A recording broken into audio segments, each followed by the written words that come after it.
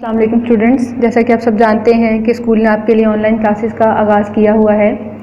Class کے 7 subject ہے ہمارا اردو بی۔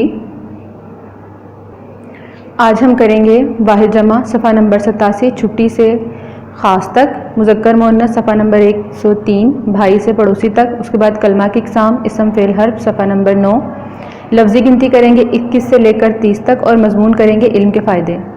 واحد جمع مذکر مؤنث یہ آپ نے صرف یاد کرنے ہیں، کلمہ کی اقسام، اردو گنتی اور مضمون یہ آپ نے لکھنے بھی ہیں اپنی اردو بی کی نیٹ کاپی پہ، اور ان کو یاد بھی کرنا ہے۔ والدین سے گزارش ہے کہ اپنی نگرانی میں بچوں کو کام مکمل کروائیں۔ اسکول ری اوپن ہونے کے بعد آپ کی کاپیز چیک کی جائیں گی۔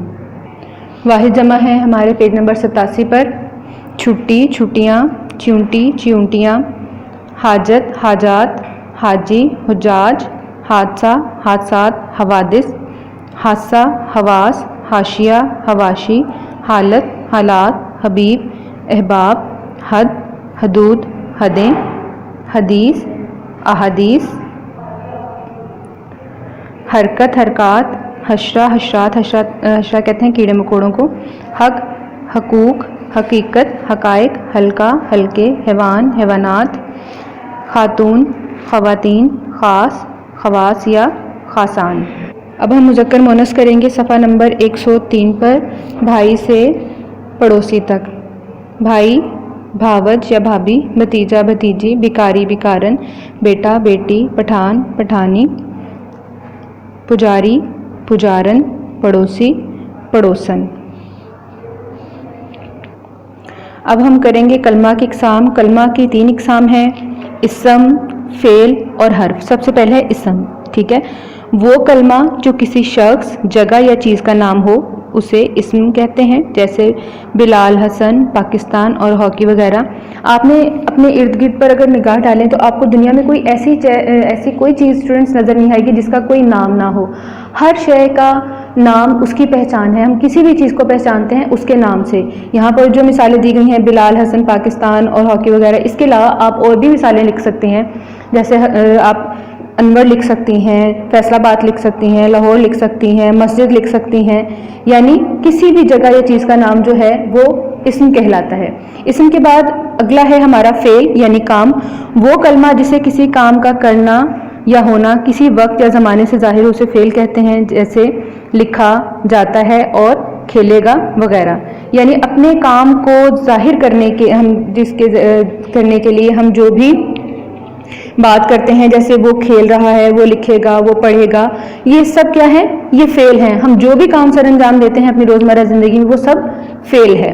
اس کے بعد آ جاتا ہے حرف، وہ کلمہ جو اکیلا تو کچھ معنی نہ دے لیکن دوسرے کلمات یعنی اسم یا فعل کے ساتھ مل کر معنی دیں اور ان میں تعلق بھی پیدا کرے، اسے حرف کہتے ہیں، جیسے نے، کو، پر، سے وغیرہ۔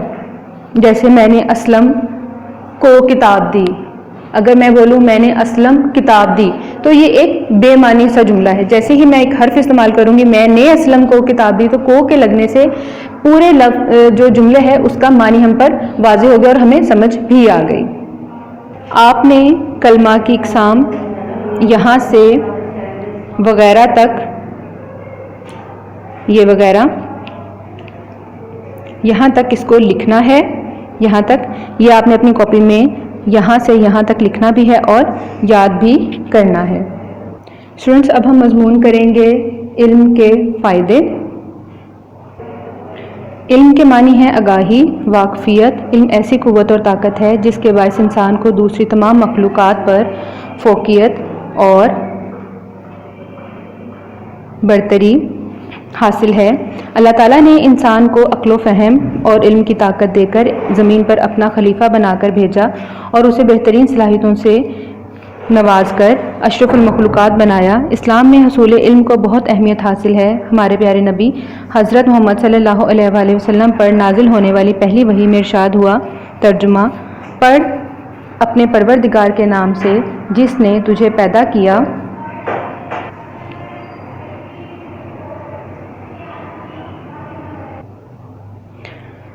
احادیث مبارکہ میں حضور صلی اللہ علیہ وسلم کے فرمودات میں بھی علم کی اہمیت پر زور دیا گیا ہے۔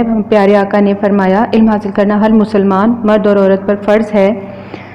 بلا شبہ علم حاصل کرنے کی بہت فضیلت ہے، لیکن علم ایسی دولت ہے جسے نہ کوئی چرا سکتا ہے اور نہ لوٹ سکتا ہے۔ عام مال و دولت کی حفاظت تو انسان کو کرنا پڑتی ہے، جبکہ علم ایسی دولت ہے جو انسان کی حفاظت کرتی ہے۔ علم مال و دولت کے حصول کا ذریعہ تو ہو سکتا ہے، مگر مال و دولت سے علم نہیں خریدا جا سکتا۔ آج انسان نے ترقی کی جتنی منازل طے کی ہیں وہ سب علم کی مرہون منت ہیں۔ علم کے ذریعے انسان سمندروں، ہواؤں اور فضاؤں پر حکمرانی کر رہا ہے۔ اس نے آرام و سکون کی زندگی بسر کرنے کے لیے ایسے سامان پیدا کر لیے ہیں کہ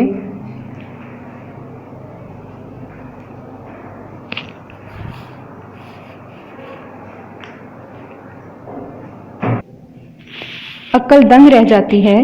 دنیا میں صاحب انسان کو ایسی قدر و منزلت اور رتبہ حاصل ہوتا ہے جو بے علم انسان کے نصیب میں نہیں۔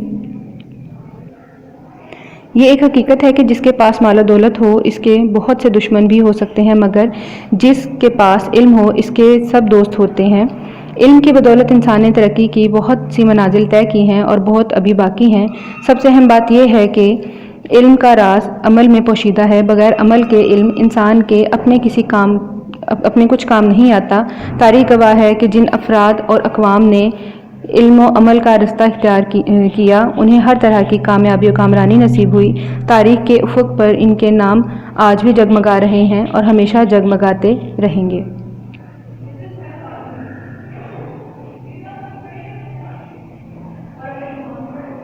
تو اسٹوڈنٹس یہاں پر ہمارا لیکچر نمبر 4 ختم ہوتا ہے۔ واحد جمع مذکر مؤنث یہ آپ نے صرف یاد کرنے ہیں۔